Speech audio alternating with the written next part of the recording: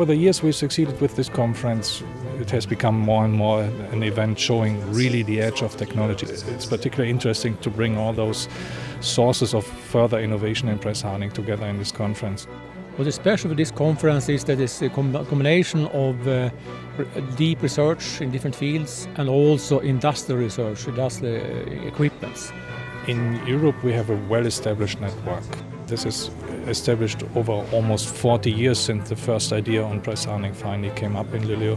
We see that this community, press hardening community so to speak, is growing all over the world. I live in Japan, and the Japanese people want to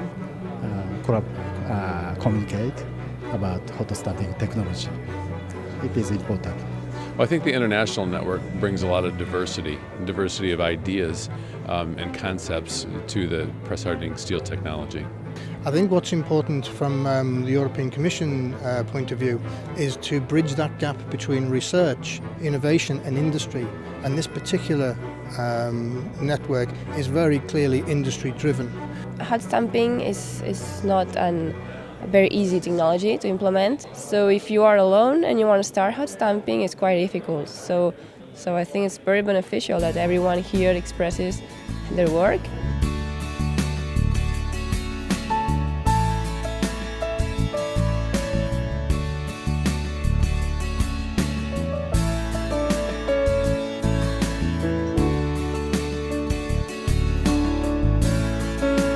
Well, I think there's still a lot of development left to go with hot stamping. I think the talks that we're hearing in this conference show that there's still a lot of evolution to be made.